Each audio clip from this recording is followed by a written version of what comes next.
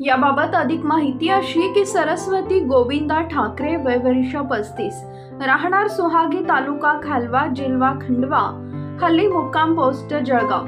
या विवाहित आपले पती गोविंदा नानू ठाकरे आणि 3 मुलांसह MIDCतील मुकेश ॲग्रो इंडस्ट्रीज या दालमिल कंपनीत गेल्या 2 वर्षापासून काम करत असून तिथेच वास्तव्याला होत्या. नेहमीप्रमाणे आज मंगळवारी 12 मार्च रोजी दुपारी 2 वाजता जेवण झाल्यानंतर महिला मजूर सरस्वती ठाकरे या कंपनीत कामावर हजर झाले. त्यावेळी मशीनमध्ये डाळ टाकत असताना त्यांच्या गळ्यात बांधलेला स्कार्फ हा मशीनच्याच पट्ट्यात अडकला. त्यामुळे त्यांना गळ्याला फास बसला. हा फास एवढा घट्ट होता की महिलेचे मुंडके धडापासून वेगळे झाले. त्यामुळे त्यांचा जागीच मृत्यू झाला. ही घटना झाल्यानंतर परिसरात खळबळ उडाली. या घटनेची माहिती MIDC पोलिसांना कळवण्यात आली. MIDC पोलीस ठाण्याचे PSI रवींद्र गिरासे, बीट हवालदार ललित नारखेडे यांनी घटनास्थळी धाव घेऊन मृतदेहाचा पंचनामा केला.